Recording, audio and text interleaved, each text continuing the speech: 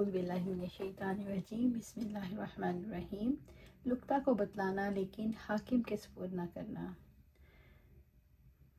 زید بن خالد رضی اللہ تعالیٰ عنہ نے کہا کہ ایک دیہاتی نے آپ صلی اللہ علیہ وسلم سے لقطہ کے متعلق پوچھا تو آپ نے فرمایا 1 سال تک اس کا اعلان کرتا رہے۔ اگر کوئی ایسا شخص آ جائے جو اس کی بناوٹ اور بندھن کے بارے میں صحیح بتائے تو اسے دے دیں، ورنہ اپنی ضروریات میں سے خرچ کر۔ انہوں نے جب ایسے اونٹ کے متعلق بھی پوچھا جو راستہ بھول گیا ہو تو آپ کے چہرے مبارک کا رنگ بدل گیا اور آپ نے فرمایا تمہیں اس سے کیا مطلب؟ اس کے ساتھ اس کا مشکیزہ اور اس کے کھر موجود ہیں، وہ خود پانی تک پہنچ سکتا ہے اور درخت کے پتے کھا سکتا ہے اور اس طرح اپنے مالک تک پہنچ سکتا ہے۔ انہوں نے راستہ بھولی ہوئی بکری کے بارے میں پوچھا تو آپ نے فرمایا وہ تمہاری ہوگی یا تمہارے بھائی اصل مالک کو مل جائے گی، ورنہ اسے بھیڑیا اٹھا لے جائے گا۔ اس باب میں کوئی ترجمہ مذکور نہیں، گویا پہلے باب ہی سے متعلق ہے۔ اس حدیث کی مناسبت باب اللقطہ سے ہے، یہ ہے کہ جنگل میں اس دودھ کا پینے والا کوئی نہ تھا تو وہ بھی پڑی ہوئی چیز کے مثل ہوا، اور چرواہا گو موجود تھا مگر یہ دودھ اس کی ضرورت سے زائد تھا۔ بعد نے کہا مناسبت یہ ہے اگر لقطہ میں کوئی کم قیمت کھانے پینے کی چیز ملے تو اسے کھا پی لینا درست ہے، جیسے اوپر کھجور کی حدیث گزری، اور یہ دودھ بھی۔ جب اس کا مالک وہاں موجود نہ تھا لیکن ابوبکر صدیق رضی اللہ عنہ نے اس کو لیا اور استعمال کیا، اسے کھجور پر قیاس کیا گیا۔ وہ چرواہا موجود تھا مگر وہ دودھ کا مالک نہ تھا، اس وجہ سے گویا اس کا وجود اور عدم برابر ہوا اور وہ دودھ مثل لقطہ کے ٹھہرا، واللہ عالم۔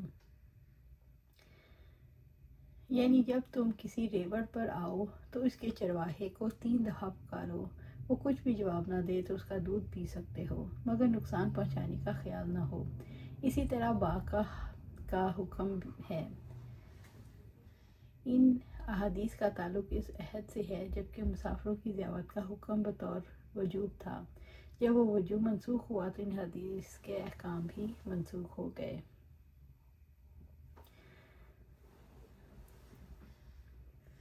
ابو اسحاق سے کہ مجھے برا بن عازب رضی اللہ تعالیٰ عنہ نے ابوبکر رضی اللہ تعالیٰ عنہ سے خبر دی۔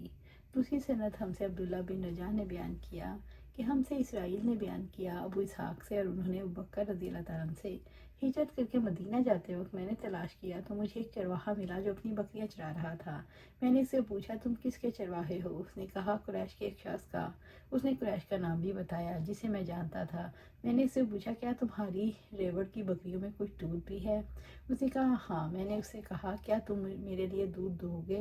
اس نے کہا ضرور۔ چنانچہ میں نے اسے دودھ دھونے کے لیے کہا، وہ اپنے ریوڑ سے ایک بکری پکڑ لایا۔ پھر میں نے اسے بکری کا تھن گرد و غبار سے صاف کرنے کے لیے کہا۔ پھر میں نے اسے اپنا ہاتھ صاف کرنے کے لیے کہا۔ اس نے ویسے ہی کیا، ایک ہاتھ کو دوسرے پر مار کر صاف کر لیا اور ایک پیالہ دودھ دھویا۔ آپ صلی اللہ علیہ وسلم کے لیے میں نے ایک برتن ساتھ لیا تھا جس کے منہ پر کپڑا بندھا ہوا تھا۔ میں نے دودھ پر بہایا جس سے اس کا نچلا حصہ ٹھنڈا ہو گیا۔ پھر دودھ لے کر نبی صلی اللہ علیہ وسلم کی خدمت میں حاضر ہوا اور عرض کیا دودھ حاضر ہے، آپ صلی اللہ علیہ وسلم پی لیجئے۔ آپ نے اسے پیا یہاں تک کہ میں خوش ہو گیا۔ اس باب کے لانے سے غرض یہ ہے اس مسئلے میں لوگوں کا اختلاف ہے۔ بعض نے یہ کہا اگر کوئی شخص کسی باغ پر سے گزرے یا جانوروں کے گلے پر سے تو باغ کا پھل یا جانور کا دودھ کھا پی سکتا ہے، کو مالک سے اجازت نہ لے، مگر جمہور علماء اس کے خلاف ہیں۔ وہ کہتے ہیں بے ضرورت ایسا کرنا جائز نہیں، اور ضرورت کے وقت اگر کر گزرے تو مالک کو تاوان دے۔ امام احمد نے کہا اگر باغ پر حصار نہ ہو تو تر میوہ کھا سکتا ہے گو ضرورت نہ ہو۔ ایک روایت ہے جب اس کی ضرورت اور احتیاج ہو، لیکن دونوں حالتوں میں اس پر تاوان نہ ہوگا۔ اس دلیل ان کی امام بقی کی حدیث ابن عمر رضی اللہ تعالیٰ عنہ سے مرفوع ہے، جب تم میں سے کوئی کسی باغ پر سے گزرے تو کھا لے لیکن جمع کر کے نہ لے جائے۔ خلاصہ یہ ہے آج کل کے حالات میں بغیر اجازت کسی بھی باغ کا پھل کھانا خواہ حاجت ہو یا نہ ہو مناسب نہیں۔ اسی طرح کسی جانور کا دودھ نکال کر خود پی لینا اور مالک سے اجازت نہ لینا یہ بھی اس دور میں ٹھیک نہیں۔ کسی شخص کی اضطراری حالت ہو، وہ پیاس اور بھوک سے قریب المرگ ہو اور اس حالت میں وہ کسی باغ پر سے گزرے یا کسی ریوڑ پر سے تو اس کے لیے ایسی مجبوری میں اجازت دی گئی ہے، یہ بھی اس شرط کے ساتھ کہ بعد میں مالک اگر تاوان طلب کرے تو اسے دینا چاہیے۔ اللہ سبحانہ تعالیٰ سے دعا ہے کہ قرآن و سنت پر عمل کرنے کی توفیق دے، اس پر جمع دے اور جنت الفردوس کے اعلیٰ مقام پر اپنے پاس جگہ عطا فرمائے۔